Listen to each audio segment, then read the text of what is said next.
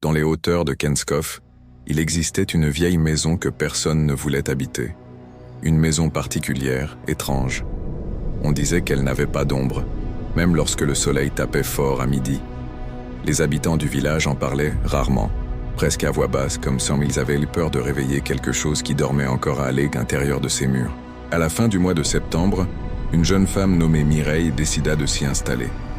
Elle venait de rentrer de Port-au-Prince après le décès soudain de sa mère et cherchait un refuge loin du bruit et de la tristesse. Mireille ne croyait pas aux histoires de loups-garous, ni aux récits de maîtres de maisons mystiques. Pour elle, la maison n'était qu'une vieille bâtisse abandonnée, rongée par le temps et la solitude. Rien de plus. La première nuit, pourtant, un froid étrange s'empara des couloirs. Un froid qui ne correspondait pas au climat doux de la montagne, mais à quelque chose de plus ancien, comme un souffle venu d'un autre siècle. Mireille sentit un frisson la parcourir, mais elle mit ça sur le compte de la fatigue et de l'altitude. Puis, elle commença à remarquer des détails que personne ne lui avait mentionnés. Les portes, même bien calées, se fermèrent toutes seules avec un claquement sec. Le plancher du couloir craquait systématiquement au même endroit, comme si quelqu'un répétait les mêmes pas, encore et encore, dans une marche sans fin. Plus troublant encore, chaque matin, le bol d'eau qu'elle laissait sur le comptoir de la cuisine se retrouvait complètement vidé, sans qu'aucune goutte n'ait été renversée, sans qu'aucune trace humide ne soit visible autour. C'était propre, sec et vide. Elle tenta d'ignorer ces signes, de se persuader qu'il y avait une explication logique. Un courant d'air, le bois qui travaille, un animal nocturne peut-être. Mais au fond d'elle, une inquiétude grandissait. La maison, elle, semblait bien décidée à ne pas l'ignorer. Elle la sentait, elle la regardait. Au troisième soir, alors qu'une brume épaisse avait avalé la lune, Mireille fit une découverte glaçante. En traversant le salon, une bougie à la main, elle se rendit compte que sa propre ombre disparaissait dans certaines pièces. Elle avançait, mais son reflet sombre et dansant sur le mur ne la suivait pas. Il s'arrêtait net au seuil de la porte, comme retenu par une force invisible. C'était comme si la maison avait décidé de garder l'ombre pour elle-même, de la lui voler petit à petit.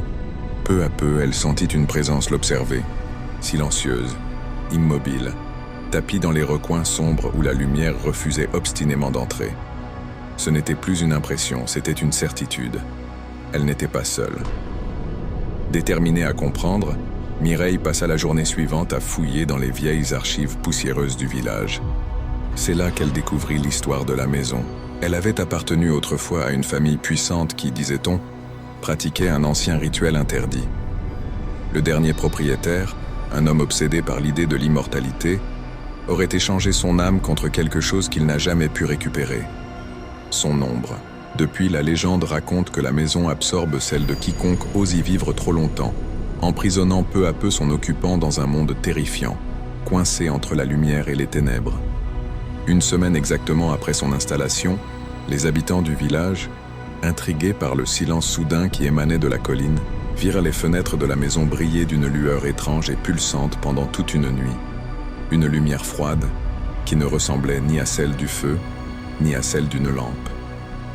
Le lendemain, le soleil se leva sur une maison parfaitement silencieuse. Les villageois les plus courageux s'approchèrent. La porte était entr'ouverte. À l'intérieur, tout avait disparu. Ni valise, ni meubles, ni la moindre trace de Mireille. Il ne restait rien. Rien, sauf une chose. Sur le mur du salon, juste en face de la fenêtre, une ombre était gravée dans le plâtre. Une silhouette figée dans un dernier souffle, étirée, déformée et définitivement prisonnière. Depuis ce jour, la maison de Kenskoff ne projette toujours aucune ombre sous le soleil des Caraïbes. Mais certains habitants jurent que, les soirs de pleine lune, ils voient désormais deux silhouettes marcher lentement derrière les fenêtres. Deux ombres sans corps, errant ensemble dans leur prison éternelle. Merci d'avoir regardé. Si vous aimez les histoires qui donnent des frissons, n'oubliez pas de vous abonner pour ne rien manquer. À très bientôt.